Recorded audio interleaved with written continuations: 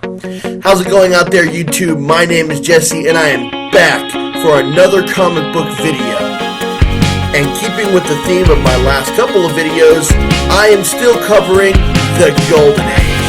But unlike the other videos, I'm only doing top 10 this time, not top 20. What I'm going to be doing is DC's villains from the Golden Age.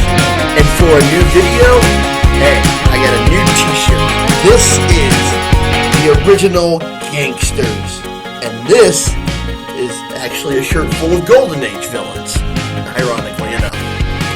Now, all the villains on this top 10 list have been able to stand the test of time and are still in the comic books in some way, shape, or form today. There are a lot of villains that come out in the Golden Age, and not a lot of them have been able to stand the test of time, but these 10 have. So, let's get this list started. The number 10 on this list is a little controversial, to say the least, more than anything else. But he is in the DC comic books and has made his mark in more than just the Golden Age. So, let's start with number 10. As I said, number 10 is controversial. Number 10, Adolf Hitler. Adolf Hitler first appeared in Green Lantern number 3 in 1942. He is the leader of the Nazi Party and is responsible for bringing around World War II. Now, the DC storyline, he was possibly manipulated into starting World War II by a man named Anton Arcane. In 1940, Hitler would acquire the Spear of Destiny, and I'll cover what the Spear of Destiny is in just a moment, and used it to try and kill the original Green Lantern Alan Scott and the original Flash Jay Garrick, who I both talked about both of them in the DC Golden Age Heroes video. The Spectre, who I've also talked about in those videos, was able to stop Hitler before doing that. Hitler, again in 1945, would use the Spear of Destiny to bring about Ragnarok, which he did succeed in doing. But Dr. Fate, who I also covered in the Golden Age DC Heroes, was able to take the Justice Society back in time and stop Hitler's plans. Now, the Spear of Destiny in the comic books is just a device in the comic books, more of a MacGuffin than anything else. The Spear of Destiny has not been proven to exist in the real world, although it has been rumored. It is a spear that pierced the side of Jesus Christ while he was on the cross, and is supposed to be imbued in mystical powers, and Hitler did possess it at one time in the comic books. Hitler is also obsessed with occultism, trying to find any items that is attached to the occult. He is an expert at tactical analysis, and he has a degree in artistry. Now, coming in at number 9 and number 8 are some of Wonder Woman's Golden Age arch foes. Coming in at number 9, Giganta. Giganta originally did not have a name. She first appeared in Wonder Woman number 9 in 1944. Giganta was an ape that was artificially evolved to be a large red-headed human that would fight Wonder Woman on a couple occasions. After Giganta was beaten and subdued, she would later join Villainy Incorporated. Giganta has a unique physiology and has superhuman strength. Coming at number 8, Cheetah. Cheetah, Priscilla Rich, first appeared in Wonder Woman number 6 in 1943. Priscilla Rich grew up as a privileged debutante. A life of riches gave her a lot of insecurity and low self-esteem. After she became an adult, she went to Washington, D.C. and was working with a man named Courtly Darling as part of a benefit function to raise money for war orphan children in World War II. Wonder Woman showed up as a guest of honor. When Wonder Woman showed up, everyone paid all her attention to her and none to Priscilla. This pushed Priscilla close to the edge. After a failed attempt on Wonder Woman's life and Priscilla being stood up by Courtly later that night, it pushed her completely over the edge where her sanity cracked in half and she started talking with her reflection in the mirror about becoming the costume villain, Cheetah. Cheetah does not have any extraordinary abilities. She is a master combatant, trained in acrobats, stealth, and thievery. She employs whatever weapons that she needs to or feels that she needs to have around her, ranging from handguns, daggers, to whips. At one time, Priscilla was able to steal Hippolyta's golden girdle, which had her strength match that of Wonder Woman. Yet Wonder Woman beat her in the end even when she used that. She would later become a member of Villainy Incorporated. Number 7 on this list is one of the more interesting Golden Age villains for a sheer lack of substance that doesn't lack any subtext. When I say lack of substance for number 7, that is because he is a ghost. Number 7 is Gentleman Ghost. Gentleman Ghost, James Cardock, or James Cardock, first appeared in Flash Comics number 88 in 1947. When Jim was born, his father left him, and him and his mother grew up in Victorian England in poverty. When he was a young boy, he pickpocketed a random individual and went to see a gypsy queen to get his fortune told. The gypsy queen told him that he would be hung, but it would be by noble blood, and he would be able to return as a ghost. In the future, he would fight some of the greatest foes, and if they died at night, he could live again. He dismissed his fortune and made his way to the United States. He met the gunslinger Nighthawk and Cinnamon and was hung by Nighthawk in cold blood when he was wrongfully accused of sexually assaulting Cinnamon. Jim returned as a ghost and found out that his soul could come to rest if the soul of the one who killed him would transfer over into the afterlife. This could not happen because Nighthawk was the reincarnated Khufu, who would later become known as Hawkman. And since his soul keeps getting reincarnated, it will never come to rest. So he became a long-standing foe of Nighthawk and Hawkgirl. He would go to battle many other heroes throughout the ages, such as Batman, Superman, the Justice Society, and the All-Star Squadron.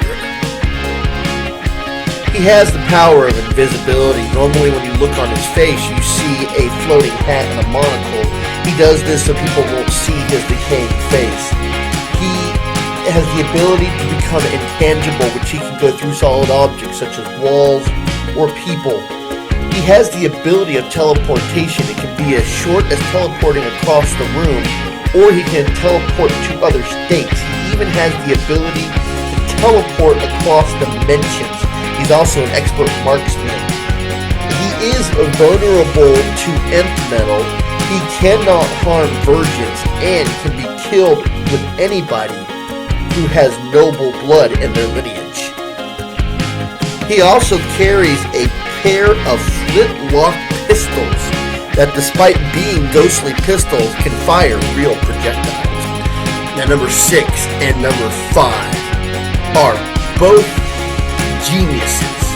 They both hassle Batman on a regular basis, and they also both keep coming back time and time again. The interesting thing about number 5 is he's one of the first of Batman's reoccurring villains. Coming in at number 6, Riddler. Riddler, Edward Nashton, also to be later known as Edward Nygma, first appeared in Detective Comics number 140 in 1948. The Riddler was obsessed with puzzles but would often cheat to solve them. He was so obsessed that he decided to become a criminal, committing a series of riddle-based crimes. He would leave riddles of where he was going to make crimes to try and prove that he was so smart that no one would be able to solve them. Batman and Robin would be able to solve these riddles and always stop Riddler at every turn.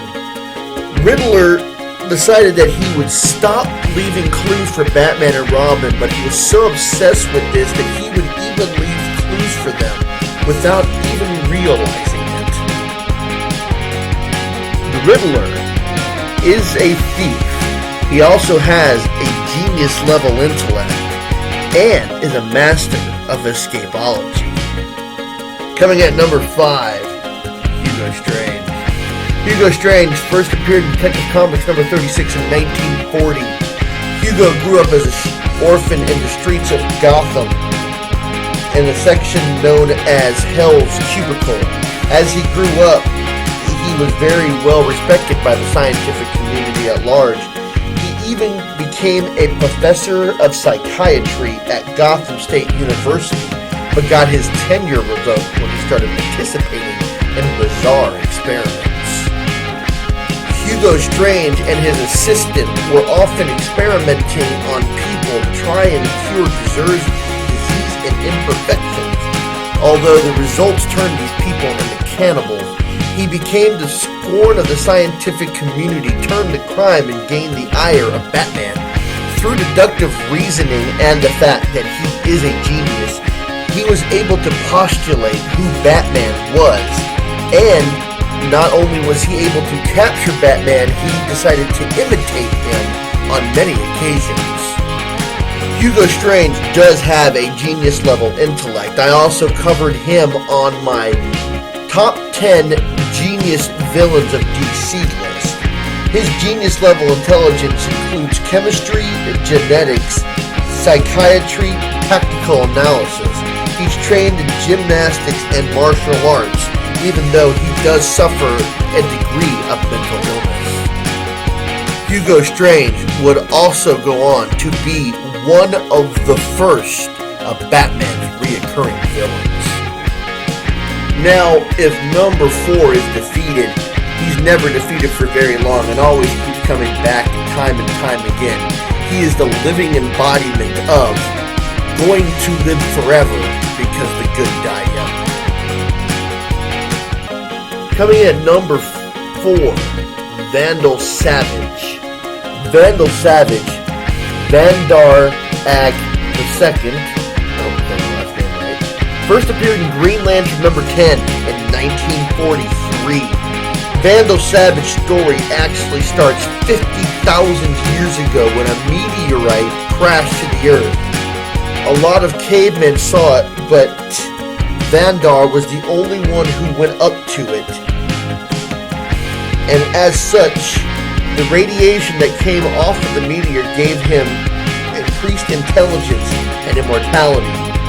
Over the years, Vandal Savage has made his mark known.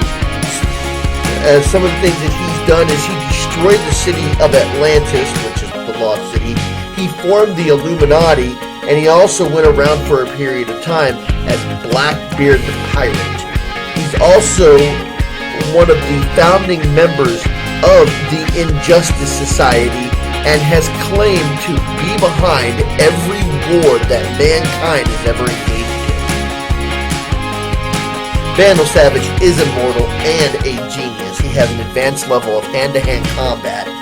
He is an expert with tactical analysis, leadership, and is an expert seaman. To keep his intelligence and immortality, Vandal Savage must not only consume the blood of his enemies, he must also harvest the organs and blood of his descendants and anybody in his lineage. Now, number 3 did start in the Golden Age, but he didn't start in DC comic books. He started in Fawcett Publications, which produced Captain Marvel and his family. Now, I covered Captain Marvel in the first part of the top 20 heroes list of the Golden Age. Number 3 has all the powers and all of the weaknesses. He's not always a villain. Sometimes he is an anti-hero, but he started off as a villain. So, let's go with number 3. Coming in at number 3, Black Adam. Black Adam, Kent Adam, first appeared in Marvel Family number 1 in 1945. Back in the age of Ramsey II some 8,000 years ago, Shazam sensed in the young prince, Kent Adam, fairness and decency and decided to make him the champion of justice. Before Shazam could bestow Kent Adam with his powers, his daughter Blaze had made a deal with the god Set, so that when Adam spoke the name Shazam, he got bestowed with the power of 6 Egyptian gods: Su, Heru, Amon, Ziphi, Adam, and Mehen. And forgive me if I'm saying those names wrong. Some events would transpire in the future of him having his powers, where he would overthrow the government of Kandahar. And Shazam thought that he had been corrupted by the powers that he had been bestowed, so he used a spell that would seal him in a scarab for several years, and then Shazam would not appoint a hero of justice for many years, and Black Adam would be resurrected sometime later in the future. And Black Adam doesn't always consider himself a villain. He has maimed, tortured, and killed, but he says that he is not a villain in the strictest definition of the word. He has accelerated hearing, clairvoyance, an eidetic memory, magic resistance, an indomitable will, superhuman speed, strength, reflexes, agility, strength, all the power that Captain Marvel has. And for more information on Captain Marvel, check out my Golden Age Heroes, DC Golden Age Heroes. Coming in at number 2, he wasn't the first villain for this hero, but he has definitely been the biggest thorn in the side of this hero for various and sundrious reasons. He has decided to make it his personal mission to take out the Man of Steel. Coming in at number 2, Lex Luthor. Lex Luthor, Alexei Luthor, first appeared in Action Comics number 23 in 1940. Not much is known about Luthor until his rise to power. He controlled several European nations before World War II and was trying to throw the European countries into war before he was stopped by Superman. Later, Luthor would come across a gigantic piece of kryptonite. He found out that this was Superman's weakness. He was not able to defeat Superman, but before he was hauled off to jail again, he revealed to the entire world Superman's weakness to kryptonite. Alexei Luthor would come up with many plans in his attempts to kill Superman before the events of Infinite Crisis, such as teaming up with Earth 1's Lex Luthor, trying to recruit Ultraman from Earth 3, and even teaming up with Brainiac before he was finally eliminated in the Crisis of Infinite Earths in 1985. Lex Luthor has a genius-level intellect and a significant level of mechanical aptitude. When I was first making this list, 10 through number 2, I had to think about who I wanted to place where, but I pretty much know who I wanted on the list. But in creating this list, I always put this person as number 1. I talked about him on my top 10 genius villains list too. He is the Crown Prince of Crime, the Harlequin of Hate. He is the Joker. Joker, real name and birthplace both revealed, first appeared in Batman number 1 in 1940. Joker is one of the most iconic villains associated with the hero that goes after him, which of course is Batman. details of his life prior to him becoming the Joker are widely disputed, but most of the people prefer to think of his origin from the Killing Joke as being his actual origin. But since very little is known about how he was created, what we can all agree on is Joker's first crime was perpetrated as the Red Hood. He escaped from Batman and Robin, fell into a vat of chemicals that changed him forever, with his lips red, bright red, his face white, and his hair green. He is forever marked as the Joker. What is notable about the Joker is he was only supposed to make 2 appearances before he was killed off for good, but you still see where he is almost 80 years later. The Joker is a genius. He excels at gadgetry and escapology. He has a good sense of tactical analysis, the master of disguise, basic hand-to-hand combat techniques, and he seems to have made cheating death a personal hobby of his. Now, honestly, I could have used all 4 of these people on the list, but I didn't want this to become a list of just Batman villains. There were a lot of heroes that came out in the Golden Age. Watch the last video, you can see that. I hope you had a lot of fun watching this video. As always, I have a lot of fun making them, doing the research, and filming for y'all. If you did like this video, you can go ahead and hit that subscribe button. You'll be able to see everything I do all the time.